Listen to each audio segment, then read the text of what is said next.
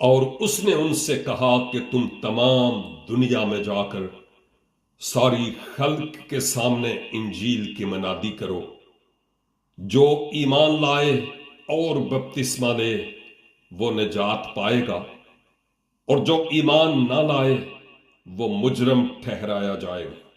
یسوع نے پاس آ کر ان سے باتیں کیں اور کہا کہ آسمان اور زمین کا کل اختیار مجھے دیا گیا ہے، پس تم جا کر سب قوموں کو شاگرد بناؤ اور ان کو باپ اور بیٹے اور روح القدس کے نام سے بپتسمہ دو، اور ان کو یہ تعلیم دو کہ ان سب باتوں پر عمل کریں جن کا میں نے تم کو حکم دیا، اور دیکھو میں دنیا کے آخر تک ہمیشہ تمہارے ساتھ ہوں۔ لیکن جب روح القدس تم پر نازل ہوگا تو تم قوت پاؤ گے، اور یروشلیم اور تمام یہودیہ اور سامریہ میں بلکہ زمین کی انتہا تک میرے گواہ ہوگے۔ جب انہوں نے یہ سنا تو ان کے دلوں پر چوٹ لگی، اور پطرس اور باقی رسولوں سے کہا کہ اے بھائیو ہم کیا کریں؟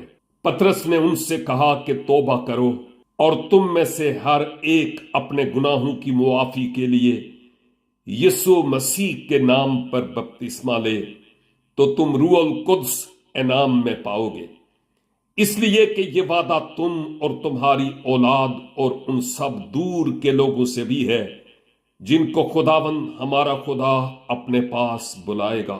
اور اس نے اور بہت سی باتیں جتا جتا کر انہیں یہ نصیحت کی کہ اپنے آپ کو اس ٹیڑھی قوم سے بچاؤ۔